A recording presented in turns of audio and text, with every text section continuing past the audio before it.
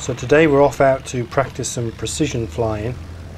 We're going to do this under the instruction of Squadron Leader Nigel Tanji, not sure if I said that right, who something over 70 years ago wrote a little book called Teach Yourself to Fly. Now if you've done any real world flying, you've very likely come across a book called Stick and Rudder by Wolfgang Langewiesche. Probably said that wrong as well. This is a very similar book, not quite as ambitious.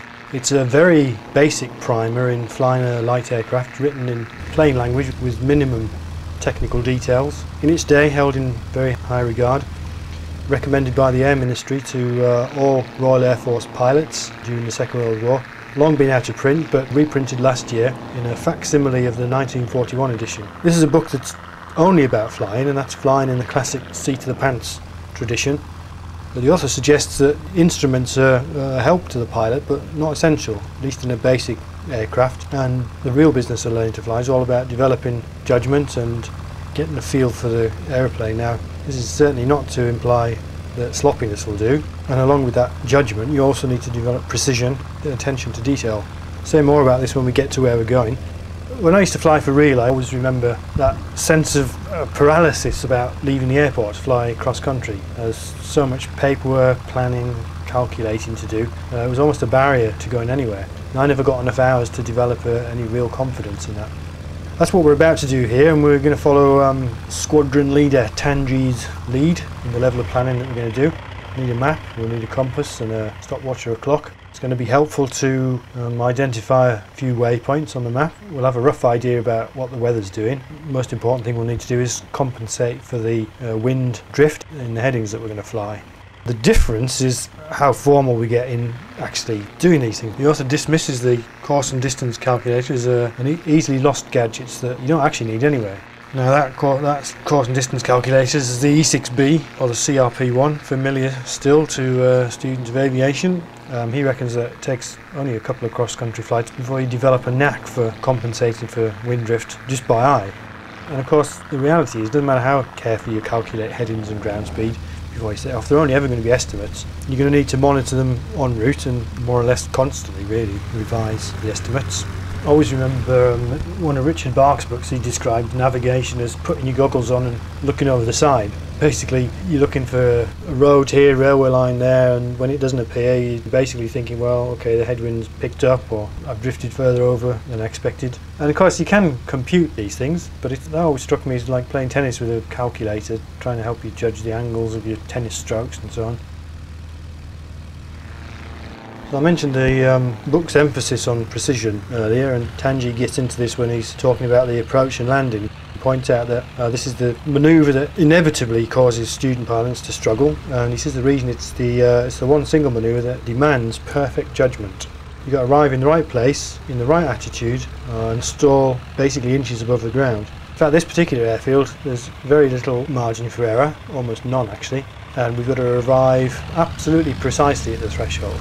It's also a very short field, so we need to arrive there with absolute precision and going as slowly as possible.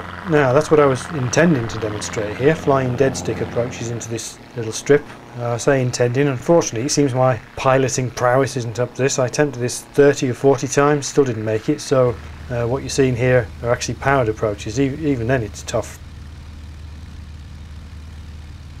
Incidentally, with all this practice, I've warmed up to this little aeroplane. This is an authentic period trainer, and if you get the book you'll recognise it from the line drawings in the book. It's a Miles M14 Magister. I started off fairly lukewarm to it. It's quite a simple model, originally an FS 2004 model with an update for FSX. The first impression is, I mean, you see this on the video, it's got a bit of a flicker thing going on down in the cockpit. You do get used to that, it's not too distracting, and it's the only glitch that I've discovered. It handles pretty well, especially in this approach configuration where we're flying very close to the stall. It behaves more or less as you'd expect, which means it stalls fairly realistically, usually dropping the trailing wing, so the right wing here, and particularly when you start trying to pick it up with the ailerons. It's a tail dragger. You fly it from the back seat, and obviously we're trying to arrive as close to the stall speed as possible. That means we're arriving with a very high nose attitude. It doesn't have any flaps. Basically this means you've got to fly in sideways, otherwise you've got no hope of seeing where you're going, and it flies pretty well sideways.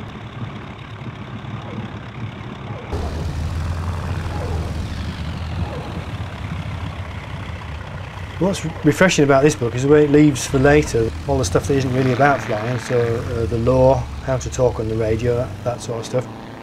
I should say at this point, and the author says this as well, he doesn't intend you to take the title of the book literally. If you're really going to learn to fly, there is a lot of other stuff to learn, but in the simulator we can be fairly self-indulgent. We can learn what we want, as and when we want.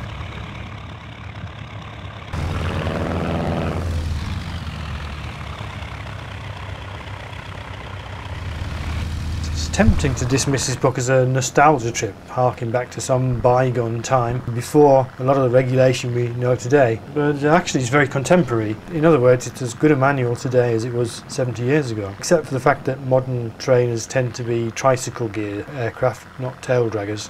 It covers much the same ground as you'll find in any basic text, so in the UK that's Trevor Tom Book 1, but it's a little bit quirky, and I like that slightly oddball Englishness, I suppose. You can just imagine this book being narrated by some old gent in a tweed jacket and smoking a pipe. I like there's a whole chapter on taxiing, and I like that it ends with a warning about not taxiing over a lawnmower.